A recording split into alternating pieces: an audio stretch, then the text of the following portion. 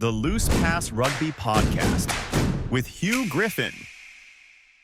Welcome to the Loose Pass Podcast. A new name we thought we'd give it to our Huw Griffin on Rugby Podcast, and it's still going to be Loose Pass with Huw Griffin. We changed it because we talk about anything and everything. We never have a structure, we never plan it, just sort of happens. So Huw, welcome to the Loose Pass Rugby Podcast. Glad to be here. Not the hospital pass, which is what normally your questions are when you ask me something, and I've got no idea. As one or two people in the comments tend to point out, is that bloke has got no idea what he's talking about. But we make a plan, we fake it till we make it, and normally we manage to have the cloak of deception, which makes people think that we maybe might know a thing or two about rugby when we don't really. If you take it how many people watch us, if we don't fool one or two of them, we're actually very good at deception. The more we fake it far more than people think we do. So actually quite clever. Okay, let's start. Normally, as normal. You said last week you're going to wear a red shirt again this week. I was thinking more like maybe a Wales shirt or something, seeing your Wales fanaticism, almost let's call it that. But no, something else. What's that shirt you're wearing?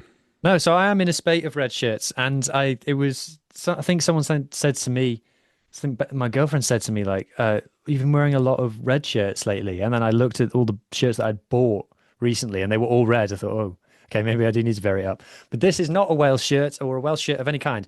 This is a Stade Toulousain shirt, or Toulouse to you and me. This is from 2022, as you can tell, because it's only got 5 stars for the European Cup wins. I love a star on a jersey, me, and I'm a sucker for it. This is made by Nike. One of my favorites. Nike aren't making great stuff at the moment, but a few years ago they were making the best stuff. And it's got, you can't really tell, but the badge is very nice and stuff. It's got loads of nice detail. It's a bit like it's just red, but then it's got little detail. So it's not maybe like a stunner, but once you put it on and you look at it a bit more closely, it's a bit nice. And I'm wearing it because it is this week the return of the top 14, which I'm very excited about.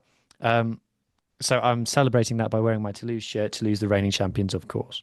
Well, seeing that this is the North-South hemisphere kind of a thing, podcast, I think we should start with that. But before we go any further, and before we get taken out in the comments again, it's not Nike, it's Nike.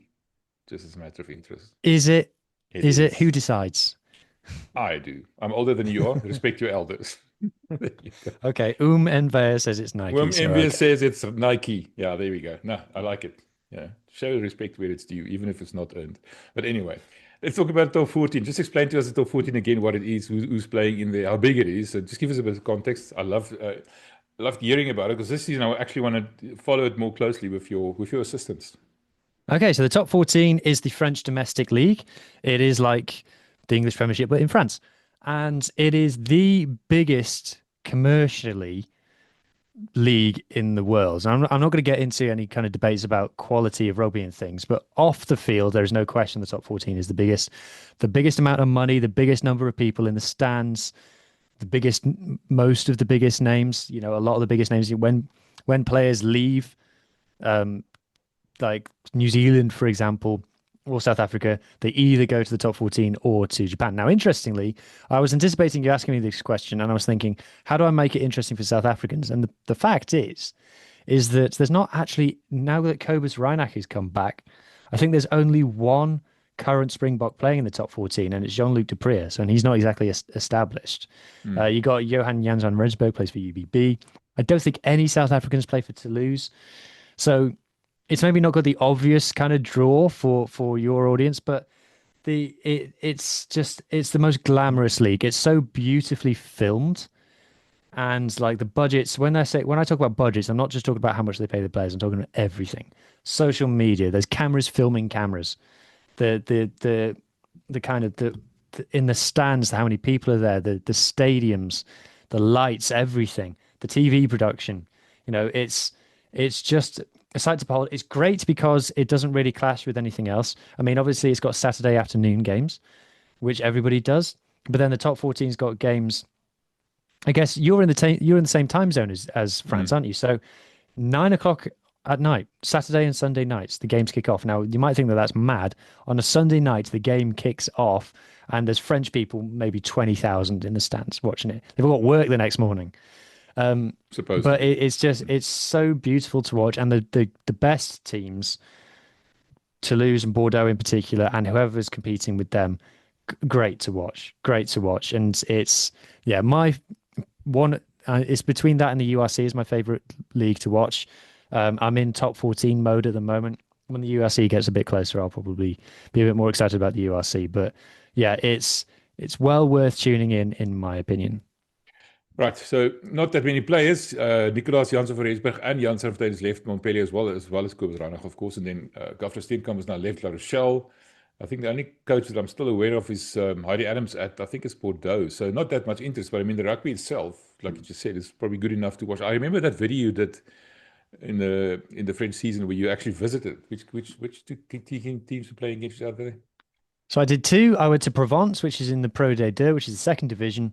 I saw them play against Biarritz, and then I also went to Marseille to watch Toulon against Toulouse, and Toulouse won by a lot. But it was it was really good fun. It's probably closest in European terms. We're obviously always in the shadow of football, and it's kind of in France it's probably the closest rugby gets to football in terms of the attention, the media attention, the number of fans in the ground, kind of the culture of the fans as well. Of course, maybe one of the reasons that there's not so many South Africans there anymore is because you guys now own the URC officially, or at least part of it. Yeah, so that's actually quite a big thing. They made quite a big spiel of it here. What does that mean? Do we now share in the profits or what? What does it mean? Yeah, so up until now, you've been paying to play. So when teams join a competition, like Formula One's a great example. That's something that we kind of both know, is that if a team wants to join Formula One, they have to pay to get in, because basically everyone who's in Formula One gets a share of the profits. And then when someone else joins, it gets what's called diluted, which means that basically you're dividing the pie by a larger number. So there's more mouths to feed. So everyone's kind of portion gets smaller. So to offset that, what happens is that the team joining has to pay. So you're basically compensating everybody else. That's not unusual. That's how a lot of American sports work. When new franchises join whatever league it is, they have to pay. And that's what you guys in South Africa have been doing for the URC up until right now. You've been paying the other owners. So the URC is owned by CVC, which is a investment fund. The Welsh Rugby Union, Irish Rugby Union, Scottish Rugby Union, Italian Rugby Union. You've been paying all of us. Now you are owners. You've paid off your debts. You've paid the mortgage. And now you're owners, which means that not only are you not paying money anymore, so immediately you're financially better off, but you're also now going to be receiving the profits of the URC. Now, how much those profits are, I don't know. If you listen to people in Wales, it's a pittance.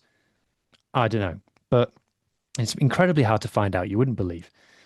But basically, you are financially better off, even from the word go. So it is a big deal now. And yeah, that money can go into bringing more players back. So we'll have lots of transfers to talk about soon. Yeah, we will. But before we get to that, talking about transfers, a team or two or four that might be transferring out of the URC is Wales, the Welsh teams. And I saw they've got a bit of a controversial opinion poll or something like that they want to ask people's opinion, but it's flawed apparently. What's the story there? Yeah, so they've put out this, for the whole restructuring about getting rid of teams and things, they've put out this kind of survey on the WRU website, and it's just a load of rubbish. It's like the questions, to give you an example, the questions would be, would you agree that the men's and women's national teams are underperforming currently? And you say, yeah. Like, no, we went from being number 1 in the world to number 12 in the world. And they go, okay, would you agree that radical change is needed to get the national teams back to where they were? And then, but you already know that their proposal is to cut the team. So the radical change they're talking about is to cut the team. So basically what they're asking you, what they're basically saying is, so you agree the national team is failing, therefore you agree that we need to do this to the club sides. It's like, but no, hang on. No, that's not, it's what's called a leading question. And it's loads of that. And then it goes, then there's this ridiculous bit where it goes, what percentage, if you were in charge of the WRU, what percentage of the funds would you allocate to each of these things? Amateur game, semi-professional game, women's game, men's game, national game, things like that. And it's like, well, hang on a minute. I'm just some guy. Like, this is just the public you're asking this. Surely your whole job is to, like, figure these things out. Someone said that like if you submitted it as a business project at school, at like junior school, you would get like a C for it. You would get like a middling grade for it. So for an elite supposedly level international organization such as the WRU, it's just insulting. It's like it's assuming that the people who are filling it in basically are only Wales fans, as in only Team Wales fans, and don't care about anything that happens below international level, which we know a lot of rugby fans, that is just the case. There's a reason that test rugby matches sell out 70, 80,000, whereas club rugby matches sell out 5,000. But still, the people who it's gone down extremely badly. Anyway, to tie a bow on this, everybody hates it. Yes, this week's hospital pass you. I just spoken to Willem Strauss, the president of the Bulls Rugby Union, and he said this 12-month season of South Africa is not sustainable. And he was calling for the global season to be implemented as soon as possible, moving the Six Nations into the same, the Rugby Championship into the same window as the Six Nations, and then, allowing some South African players to get a bit of a break. Because at the moment, it's 12 months playing non-stop. And it's not just playing 12 months, you're playing 12 months after 12 months after 12 months. So you never get a break. And that's not catching up to South Africa in terms of injuries. He said specifically, for example, the Currie Cup injury rate was 300% of what it was in the URC. So in the URC, they got an average of 1.2 players injured per match. Now in the Currie Cup, 3.7 players per match got injured. And that's now the effect of, overplaying, catching up. What are the chances of the Rugby Championship moving into the same window and a global season? How far off is a global season really?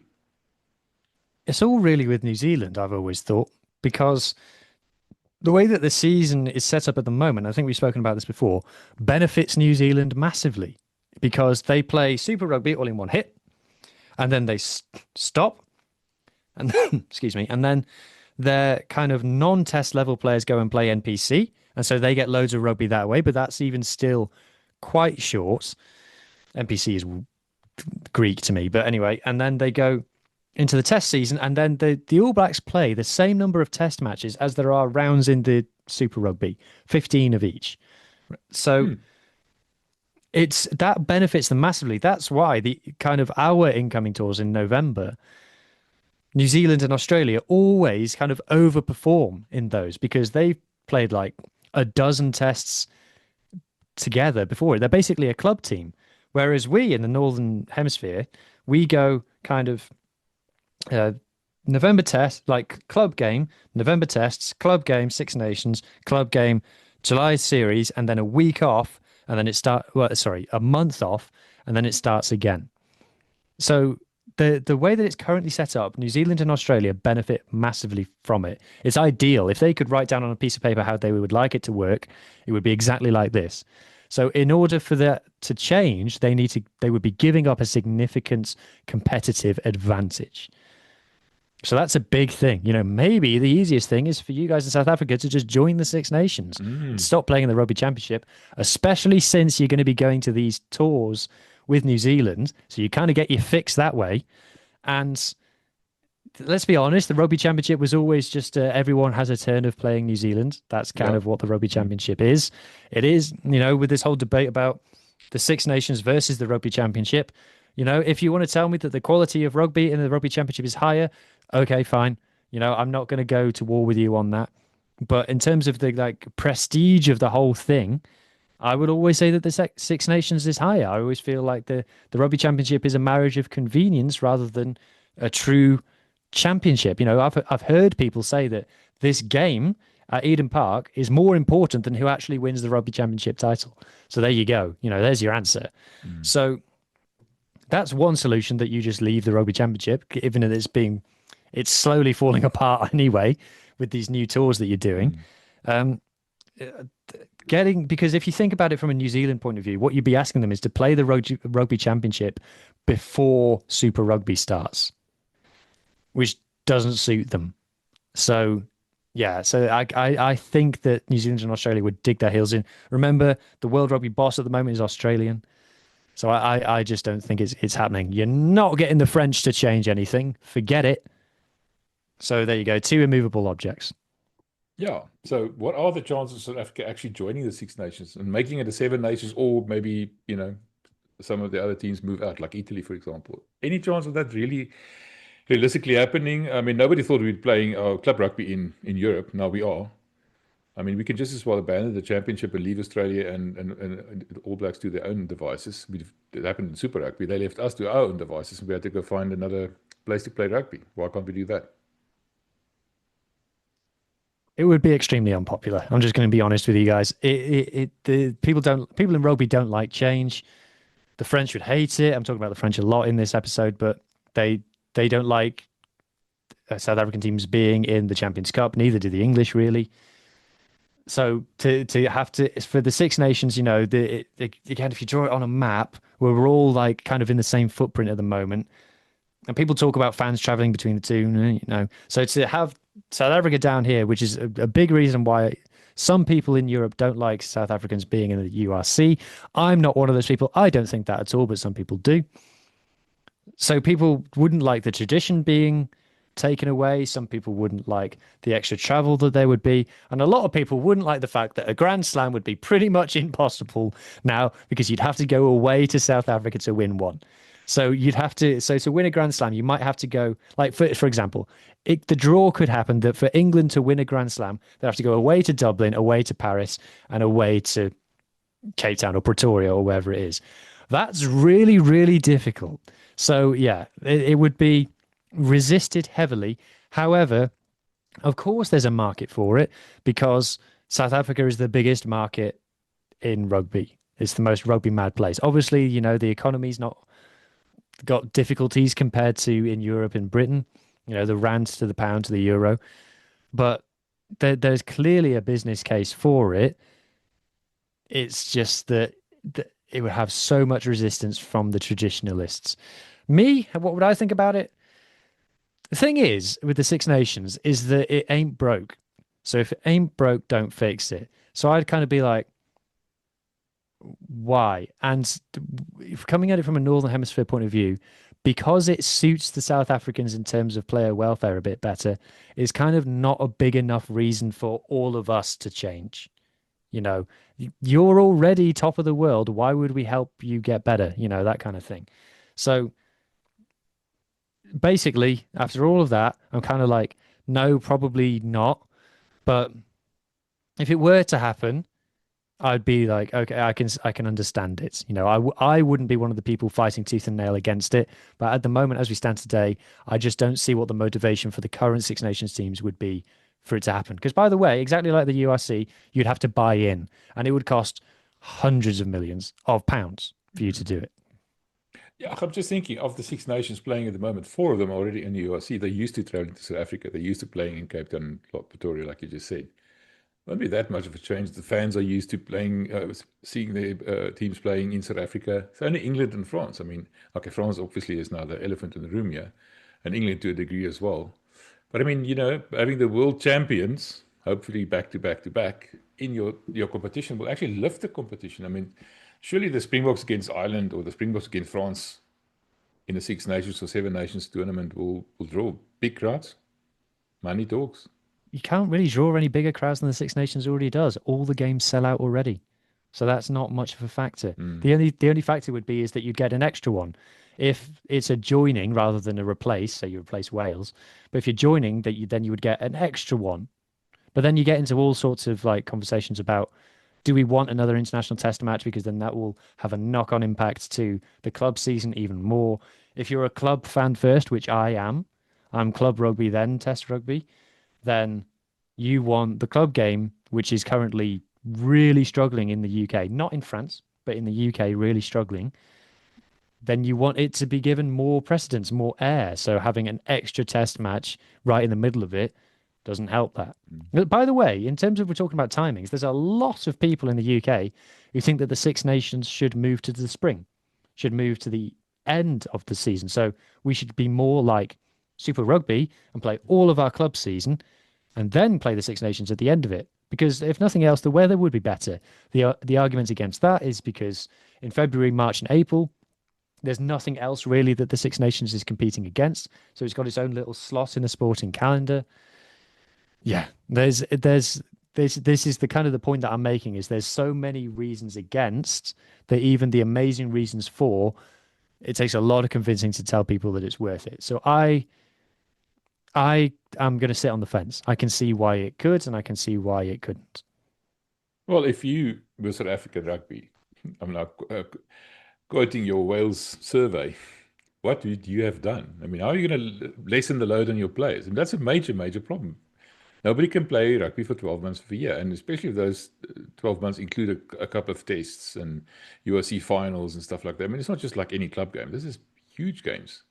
And you're going to start losing players. You know, SA Rugby, you're tasked with the welfare of your players. You have to find a solution. What would you think the solution would be? I think we've talked about this before as well. I think a solution that might suit everybody is if you don't play in the Champions Cup and the European Cups.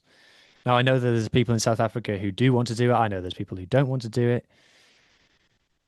That would give you some weekends back anyway. So it would give you some breaks, some natural breaks in the season. And then you could maybe rearrange your derbies in the URC to be played in those weekends. So you'd only be playing 18 kind of URC games and nothing else.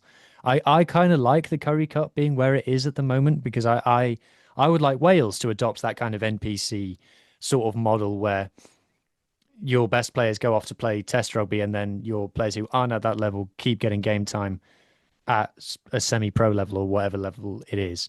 So what would I do? I would revisit the playing in Europe conversation. If people are telling me like, no, we have to play in Europe, I defer to those people. But that's kind of one way I'd look at it. But you know, the other alternative is going back to Super Rugby, and I don't think that feels like a realistic option either. No, that's not going to happen. Anyway, like I said, that was a classic hospital pass. I gave you no indication that I was going to ask you because I didn't know I was going to ask you, but I asked you anyway. Anyway, Sunday night we had a bit of a nice thing to talk about, suddenly, unexpectedly, and an instant reaction for the first time on our podcast after the Springbok women beat Italy. Talk to me about that championship, the World Cup, Women's World Cup. I mean, suddenly it seems to, draw far more attention, maybe because the Springboks won. You told me about the little video that Libby made. Said everything has changed now, the emotions and that. How are you experiencing that from an English point of view, a UK point of view? Yeah, it's good. It had the opening weekend was a bit of what we expected, really. All of the games went how we expected with very big score lines, but last weekend's just gone. There was a lot of very exciting games. So a draw between USA and Australia, which was one of my games of the week, which you deleted. I didn't delete it. I lost it in my defense. Yeah, sorry. Yeah. So there was a close game to USA and Australia. Great game. Obviously, Italy versus South Africa was a great game as well. And even the games that kind of weren't as close, there were a lot more fun games like Ireland versus Spain was fun. Japan got 3 tries against the Black Ferns. I'm not sure how many people expected that. So that was fun. So there's a lot more to it. I went to a game last weekend. I had a great time, which was Ireland versus Spain.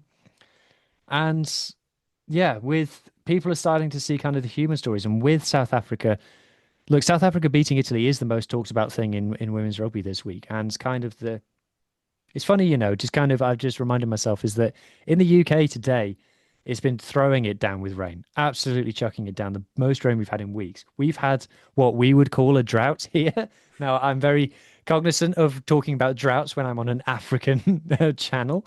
But for what we would count as a drought, it was a long period with not very much rain. And it's absolutely thrown it down today. So I'm just thinking of all of the, if you talk to Swayze, Coach Swayze, he says that a lot of these players haven't traveled. So if they're coming from the Free State or wherever it is, and they're coming here, and when they first arrived, everybody was walking around in shorts and T-shirts. And now today it's absolutely like raining cats and dogs. They must be going, what is this? Like, this is such a shock to them. So yeah, so that must just be funny to them. But that kind of leads on as to the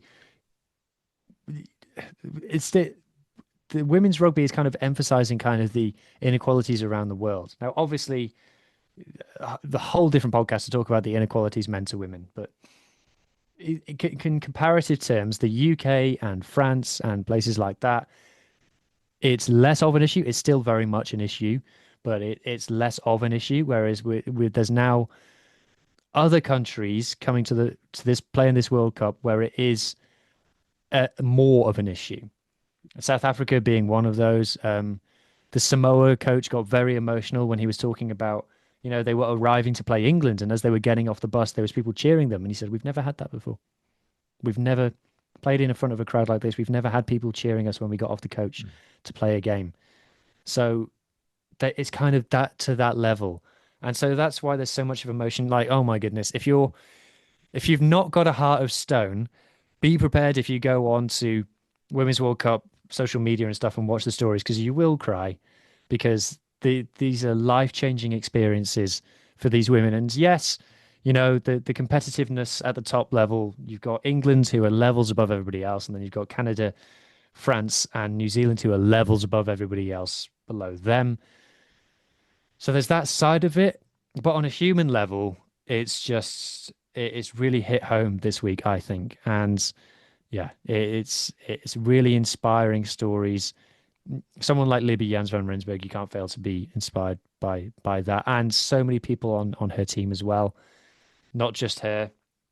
It's starting to feel special now. And I've really been mulling over whether now was the right time to have the World Cup in England, because England was always going to be the biggest World Cup for women's rugby, because women's sport here is further along than it is in most places.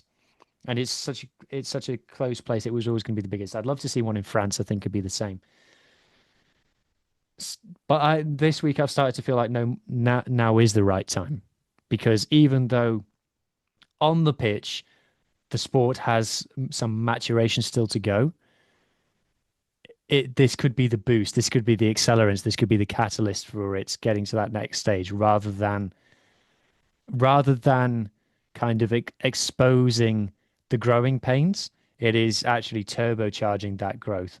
So yeah, so it's been a much better week for the Women's World Cup this week, definitely. Well, interesting. When we spoke to Strauss, and I spoke to a couple of other people, they told us that SA Rugby is now put the women directly behind the men's team in terms of spending. So ahead of the sevens, ahead of the juniors, ahead of everybody else. So that kind of backing is starting to make a difference. Appointing Strauss as a coach. I mean, an ex-Springbok assistant coach, guy who was very successful as a provincial coach in Super Rugby.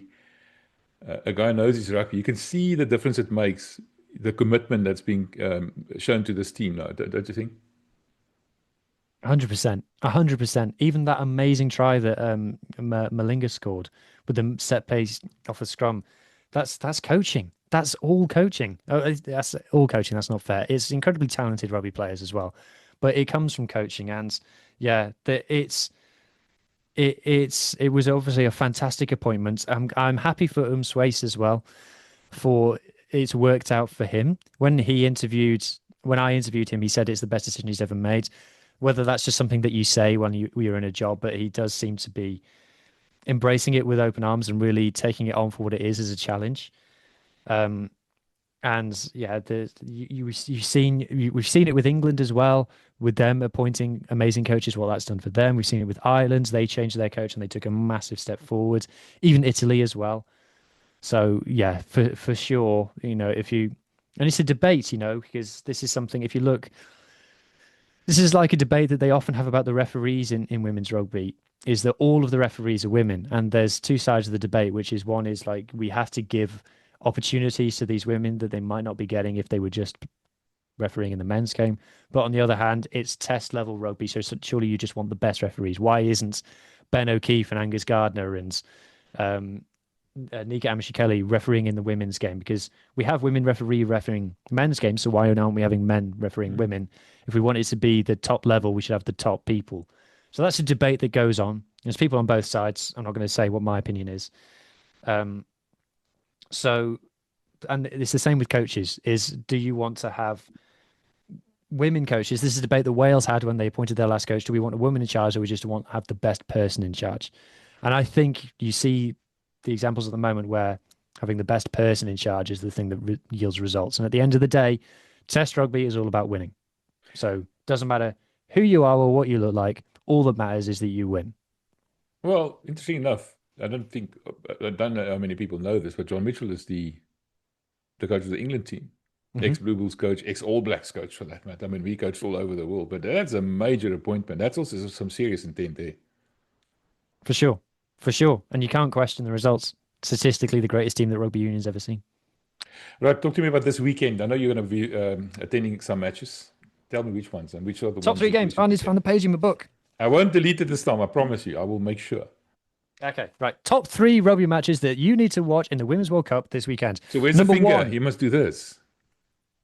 Top 3 rugby matches that you must watch in the Women's World Cup this weekend. Number 1, Japan versus Spain. So I feel like I've spoken about Japan and Spain a couple of times already in this series, but this was a game that you kind of thought, pass it by, but it's actually become a bit more interesting because Spain scored 5 tries against Ireland in their last game. Now, to put this into context, Spain are in Rugby Europe. Obviously, Ireland are in the Six Nations. Ireland beat the Black Ferns last year. Spain are a bit of a level. So to give it a men's rugby comparison, that's like Georgia scoring 5 tries against England. Like it's that kind of a thing. Or Spain men scoring 5 tries against Italy or something like that. It's a big like, oh, wow, that is impressive. Now, Spain weren't perfect in that game and they did lose the game, conceded a lot of tries, but they scored those tries. And again, Japan as well played the Black Ferns, scored 3 tries in that game. And Japan, the score I wouldn't tell you, but Japan gave Ireland a hell of a match a couple of weeks ago. Now, these two have played each other quite recently. They played 2 warm-up games in Japan, and Japan won both. So you kind of think, oh, well, obviously Japan are going to win this one as well. But Spain really showed something against Ireland. And this is not going to be a low-scoring game, right? These two teams are not defense first, okay? Put it that way. So there's going to be tries in this game. So it's going to be a good time and no alcohol required. Game number 2, France versus South Africa. Does this need any introduction? The decider for Pool C. We had the debate on our live reaction of does Umswace rest players because they're already through? I don't know. For me, France can't rest players because they're not in brilliant form. So they need to get some momentum going. South Africa have got the pack to disrupt anybody. They're going to lean into that South African DNA. The question is, did they put everything into Italy? And this is going to be a bit after the Lord Mayor's show. We'll see. Because some of the tries they scored against Italy looked like there was a lot of analysis that went into those. Can they put the same level of analysis into France? I'm not sure. But this is the one that everybody's talking about. This is the one that everybody looks forward to. Obviously, France versus South Africa is a big rivalry in rugby these days from the men's game. Like, to quote Kevin Keegan, you would love it if you beat them. So, and if you win this game, it means you avoid the Black Ferns in the quarterfinal and you'll be playing against Ireland, which is a big game in and of itself, but easier, you would think, than the Black Ferns. And that is a game that I haven't got in my list this week, but that is another game that's being played this weekend, is that Ireland are playing the Black Ferns, and that decides the winner of Pool D. So that's another one to tune in for, but it's not my top 3. The final one in my top 3 is England versus Australia. Now, England are going to win this game. So why is it in my top 3? It's because of the permutations. So last week, USA and Australia drew. That was a big game. That was the game that decided who finished runner-up in the pool and who would progress to the quarterfinal alongside England. It being a draw throws all the cat amongst the pigeons. So basically, it's all about points difference. It's all about points difference. USA, ahead of this game, are going to play Samoa. They're going to beat Samoa, but they need to score as many points as possible to address the points difference. They have a significant points difference disadvantage. So by the time this game starts, Australia are going to know what they need to do in order to qualify by the pool. And what that probably is going to mean is how small can they make the defeat, probably. So that's going to make, even if this game towards the end, England are winning by 20 or 30, it's still exciting because Australia still need to score points to make that points difference work for them. So that's why this game is on my list. And then that defines who finishes runner-up in that pool. It's the only quarterfinal spot that is not already decided is USA versus Australia. So that's my third game. Which one are you going to attend? I'm attending France versus South Africa. Yeah, and we've been trying our best to get you accredited, but yeah, to no avail. let's see. Maybe we can pull off an interview or two. Maybe if we're lucky, we'll see. JJ Aram, so please, man, give us a hand here. I'm going to making wear a my direct Blue appeal. Bulls polo shirts to the game and hopefully get it signed by some Bulls Daisies players. Awesome, man. Yeah, that'll be good. I'm looking forward to that. All right, then Pacific Nations Cup. We'll get to the Rugby Championship just now, but Pacific Nations Cup, that's the other sort of international going on at the moment. What's happening there at the moment? Pacific Nations Cup. So because of the bits that Enver deleted last week, you don't know what happened in week one. You haven't said it enough times. Say it another time. Say it once again. I feel bad enough as in it week is. in week one, there was massive upsets. Tonga beat Samoa. No one expected that to happen. Tonga have been the weakest team in the Pacific Islands for forever. So for them to beat Samoa was a big shock. And Canada beat USA. Massive shock. Canada had the longest losing streak of any team in Test Rugby since Wales won against Japan. And for them to beat the USA is not only a big success for them because it essentially qualifies their Rugby World Cup 2027 qualification, it also puts the USA in a whole heap of pain for their qualification for that tournament. So coming into this week, the teams change up. So it was Fiji against Tonga and Japan against Canada. Fiji beat Tonga relatively comfortably, although the margin was a lot smaller than it was last year, showcasing Tonga have improved, which is great. Tonga now have a bye week until they play their playoff next week. We'll talk about that closer to the time. Fiji have better access to their players than some of the other nations do. Obviously, their spine of their team is all Fijian Drua from Super Rugby, and they've got a couple of English-based players, no French-based players that I could spot anyway, which is a shame. But still, they've won the Pacific Nations Cup last 2 seasons in a row and are likely to win it again, or favourites to win it again this season. Japan played their first game against Canada. Canada went to Japan. Game of 2 halves. So last season, when these two played, Japan were 38-7 up at half-time. This season, it was 17-10 at half-time. Canada could have, and maybe should have, been leading. They had a scrum to exit their own 22 just before half-time. They got pinged for no breakfoot at the scrum, and then Japan scored from there. So that kind of made the scoreline, like, it's a coach killer, as they say. Canada's attack was really poor in this game. Really very poor attack. If you told me that they'd spent all of their training time on defense and hadn't started working on attack yet, I'd believe you. Tyler Ardron, who scored 4 tries last week for Canada, has gone back to France to play for Cast, didn't play in this game, and maybe he was their whole attack because oh my God, it was tough to watch. The final score was 57-10, I think, to Japan, or 57-15, anyway, by a lot. But most of those Japan scores came in the last 20 minutes. They really pulled away in the last 20. It's interesting. What's interesting about that is that last season, Japan were all about being fast, and Eddie Jones spoke about how he wanted Japan to be the fastest rugby team in the world. But what that meant was that by 20 minutes, they were gassed. They would run really fast, pass really fast, run all these intricate shapes, and then they couldn't play like that for 80 minutes. Now, in their games so far in 2025, they've been scoring fewer points in the first half and then scoring a lot more in the second. So they seem to have slowed down. Eddie Jones seems to have been a bit more pragmatic, changed tact a little bit, and that seems to be working for them. So we'll see if that continues to work as they plow on to the final. This weekend, they play USA in USA, and Fiji are playing Samoa in Samoa. Interesting. We're playing, South Africa playing Japan in Wembley, you said the other day. And something that I didn't think about, that Willem Strauss said to me last week, yeah, it's all good and well, the Springboks have an extra test, but it also means the Bulls and the Stormers and the Sharks and everybody have their players for 1 week less. That's a major setback. I never thought about it that way. So that's interesting. Right. So what's up next? Let's talk about the Rugby Championship. Let's talk about the All Blacks, because by the time this podcast goes out, the teams would have been announced. So it's no use talking about or speculating about it, but tell us about the All Blacks. You said Leicester Ganuku. I hope I pronounced that correctly. He's somebody to watch. He's now available. Who is he and what does it mean?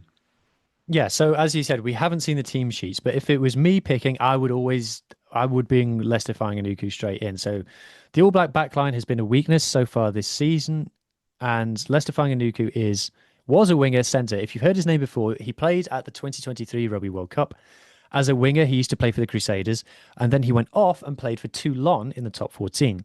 He has since re-signed for the Crusaders, and he's been playing NPC, so that makes him eligible to now play for the All Blacks. He's moved from the wing into the centres, and the stats that he was posting in the top 14 last season were absolutely sensational. So out of all the players who made more than 200 carries into contact in the top 14 last season, which was not many, we're talking less than 10, Leicester Fainga'anuku had by far the best ball carrying stats, by far the best carry dominance, gain line success, defender, tackle evasion. Absolutely amazing. And he's a very modern player in that he can mix it with the forwards. He's a bit like your Andre Esterhazen. Toulon were using him as an extra loose forward at times in games. So he's a modern rugby player. He's really bulked up. His upper body mass has increased. He's pacey, he's powerful, and he's delivers. And he's coming into this with confidence, which maybe not all of the All Blacks players have.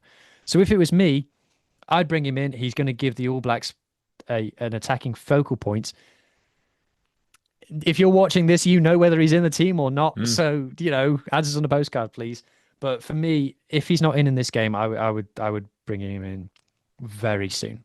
Very soon. I think he's the future of the All Blacks number 13 jersey. Other All Blacks players that we should be looking out for, that we should get to know. Tom, the guy from Holland, whose surname is Holland, that lock, he seems to be in a bit of form. Is he injured as well? Because everybody apparently in New Zealand's injured. Everybody seems injured. I think they're down to their fourth choice scrum half. Yeah, I mean, no wonder they Boris and Seals to get Richie Mo'unga back from Japan, because they've only really got two fly halves at the moment with D-Mac and Bodie Barrett. And we know that, we've got enough data now to say, sorry, D-Mac, doesn't seem to be working. Their pack is their strong suit, which is why if I were picking the Springboks, I would go 7-1. Because if you can deal with this All Blacks pack, it's kind of reverse to what you used to. Normally, and this is something that Harry told me, is that when the All Blacks and the Springboks play each other, they're like revert to type. They go back to the DNA. So the Springboks go forward dominant, forward orientated, double down on that.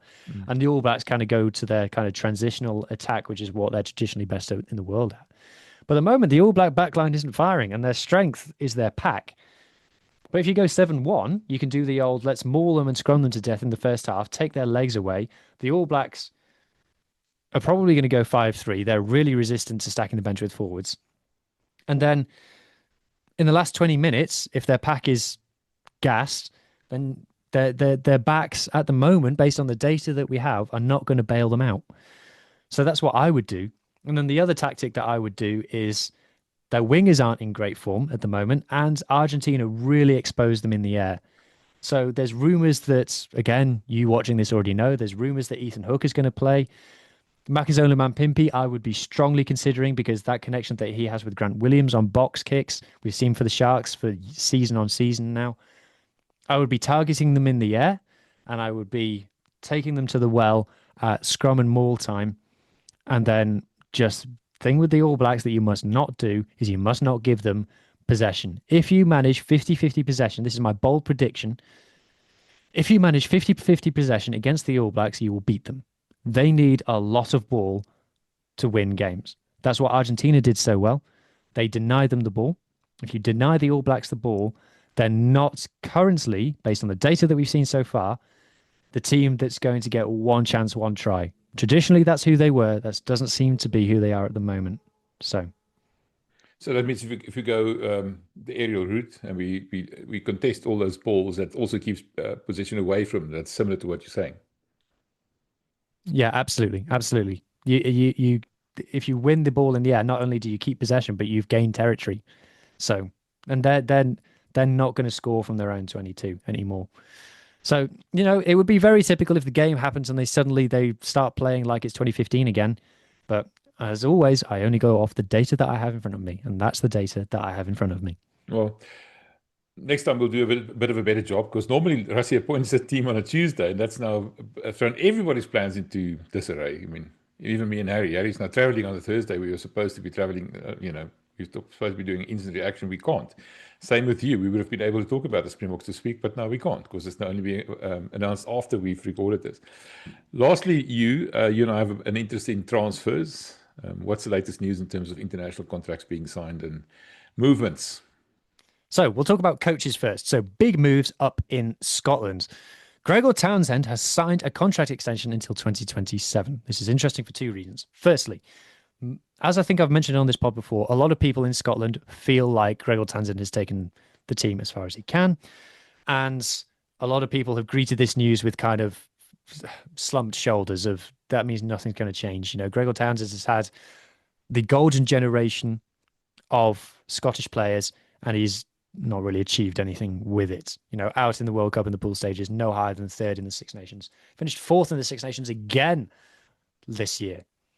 So that's one side of it. What it also means is something that we, as a running talking point on this pod, is it means that Franco Smith is not going to get promoted to the Scotland job. Franco Smith has also signed a contract extension with Glasgow Warriors leading up until 2028.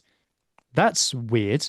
If he's signed up until 2027, then you could put two and two together and say, he's taking over from Gregor after 2027. But the fact he's signed up to 2028 kind of goes, so what is Scotland going to do? Now, the SRU own Glasgow. So they're paying both guys. They're paying Franco. So for them to promote him from Glasgow to Scotland is they just cross out Glasgow on his like ID card, write Scotland on, and then there you go, job done. So it's not the end of the world, but what it does mean is that whoever else after 2027 who might be seeking a new head coach will have to pay Glasgow the money to secure the release of Franco Smith. So saying it all out loud is probably good business by the SRU, but Franco Smith, having been last season after Glasgow won the URC, probably the most sought after coach in rugby, feels a bit odd that he's now staying where he is for another 3 years. That's probably not what people would have expected. Neither did I. I mean, for me and Harry, he was probably the leading candidate to take over at the Bulls. But Johan Ackerman was now been appointed. It seems to be a bit of a letdown almost, isn't it? It's a bit dull, yeah. It's a bit dull. We'll have to see what happens at Glasgow now, because we've had David Nusafora has taken over at the SRU, and he's bringing in all these rules about how they're going to reduce the number of foreign-born players playing in Scotland and replace them with own Scottish players, which is great.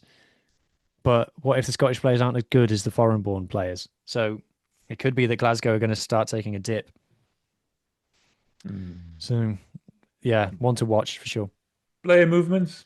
A couple of Sharks going overseas. Yeah, which was the Shark one that's gone overseas? Where's Imona? Sharks prop joining Exeter Chiefs, and we know Dylan Richardson has now joined Edinburgh to play under Sean Everett. He's already been selected for Scotland anyway, so that's not a surprise. But then the surprise to me was the replacement of both these players, Kwesi-Mona, the prop, and Dylan Richardson, the hooker. They bring in Edouard Swart from the Pumas. Now, you know him. He also had a stint in Wales. What was he like? Yeah, Edouard Swart played on loan for the Scarlets, not last season, the season before. It's interesting that if you go on his profile on All Rugby, it still says that he's a prop, but for us, he played hooker. I'll be honest, he wasn't amazing. Marnus van der Merwe, who we've got currently, who is still rumoured to be joining everybody. Marnus van der Merwe is a lot better, at least for us anyway. I don't know how Swart has been doing for the Pumas, but it's not a wow signing. Like I said, he didn't have a great time with us. I hope that it goes well with him, but I would say that he's not Marnus van der Merwe. Apparently, he can play back row as well, so he can play prop, hooker, and back row. So you would think that the Sharks have enough players around them as they are, but clearly not. Right. The other one, surprisingly, you let me know. I found out this week, and literally half an hour after I found out off the record, you confirmed it. And there was actually a picture on Twitter of Marvin Orie pitching up with the Sharks. What did you think of that? Yeah. So the story is, shall I tell the story? Yeah, you can. So he was signed for the Bulls to play in the Currie Cup. Obviously, a World Cup winning lock coming back, very exciting. Lots of chat about it. Didn't play, and has since been photographed in a Sharks top training with the Sharks. Like, not like Sharks have signed Marvin Orie, headline. Just like a picture was posted on social media and people went, oh my God, it's Marvin Orie in a Sharks top. You know, that's kind of how people found out about it. So doing the digging behind the scenes, it seems that he was injured, which prevented him from playing for the Bulls. He was only ever going to play for the Curry Cup. He did play in the beginning, 2 or 3 games. Oh, he did. Oh, apologies. He was injured playing for the Bulls. He was only ever going to play in the Curry Cup for the Bulls. When he got injured and then the Sharks came in for him, the Bulls were like, well, we're not exactly using him anyway, so sure, take him. What happens next? Who knows? I actually asked Johan Ackerman about that, and he said to me, Marvin broke his thumb. And they thought it was unfair to keep him there because he couldn't play for the Bulls anyway, so they let him go earlier. So that was an interesting one. Anyway, that's been a long night now and a long day. Thanks to you. I appreciate it. It's always good to talk to you, and I enjoy this, man. Lekker. The Loose Pass, episode 1. Yeah, don't delete it this time. I promise I won't.